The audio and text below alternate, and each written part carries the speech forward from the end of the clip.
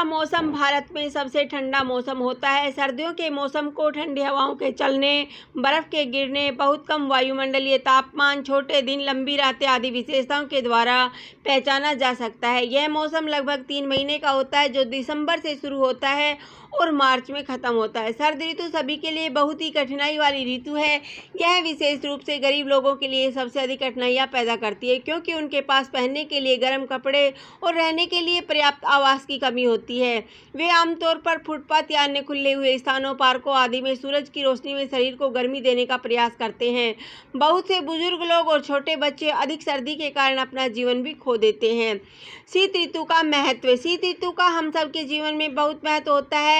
इसमें नई फसल किसानों द्वारा की जाती है। हमारे भारतवर्ष में शीत ऋतु सबसे महत्वपूर्ण मौसम है, जो शरद संक्रांति पर शुरू होता है और बसंत विषुवत पर खत्म हो जाता है।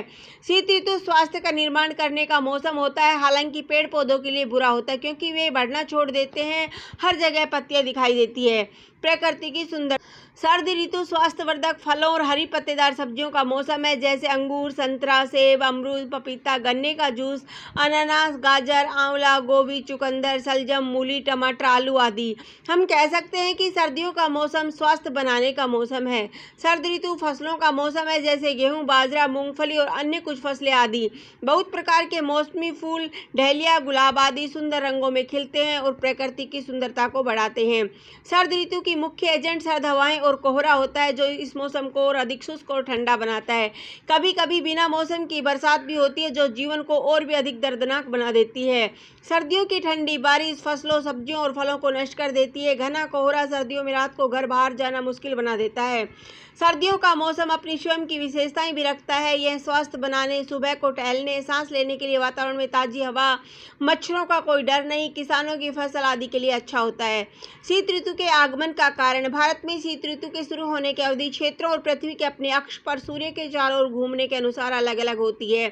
सभी को यह पता है कि पृथ्वी सूर्य के चारों ओर चक्कर लगाती है। पृथ्वी का अपने अक्ष पर घूमना ही पूरे साल भर मौसम और ऋतुओं के बदलने में मुख्य भूमिका निभाता है।